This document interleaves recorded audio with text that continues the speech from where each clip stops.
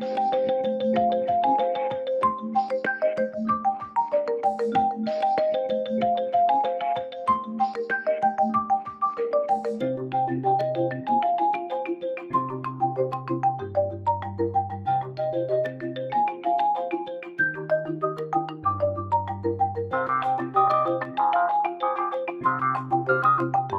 crois que c'était important d'avoir un moment de rassemblement comme celui-ci, de rencontres avec différents acteurs, de rencontres entre les acteurs, pour que cet effort d'action, qui est le lot quotidien de beaucoup d'entre vous ici, quelque part soit mis en scène, mais au-delà de cela, montre que c'est une pierre supplémentaire dans un espace global, dans une politique globale qui permet d'avancer.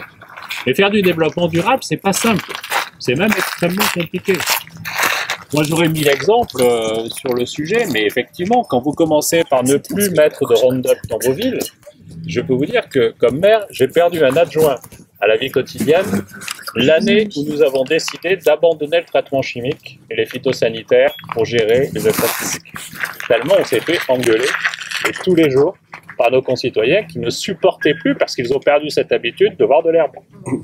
Et donc, il y a un apprentissage nécessaire. Aujourd'hui, ça va un peu mieux de ce côté-là. Je crois qu'il y a eu cette prise de conscience. Mais j'avais un adjoint, André Fabre, qui a craqué à la fin de l'été, tellement nos concitoyens étaient virulents sur le sujet.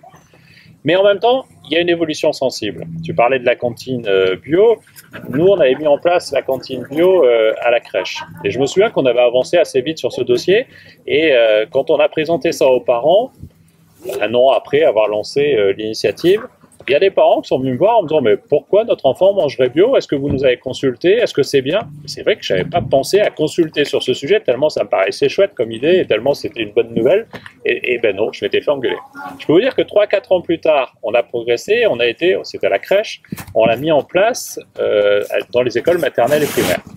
Et on l'a mis en place à 50% seulement, parce qu'on n'arrivait pas à faire 100% pour la totalité des repas de nos enfants.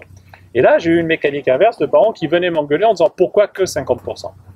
Je vous raconte cette anecdote pour montrer que la conscience, elle évolue quand même sur ces sujets. Mais c'est un équilibre difficile.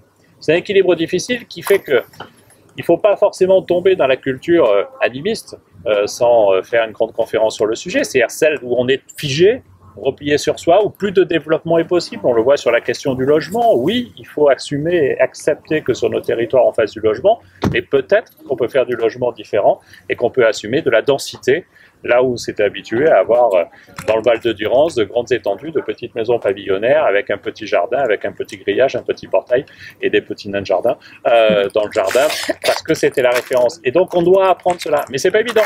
Là encore, je peux témoigner comme maire que quand je dis on concentre l'urbanisation sur une zone et on fait de la densité, c'est très vite la révolution. Je vais pas vous parler du loup. Je suis Monsieur Loup, pour ceux qui ne le savent pas.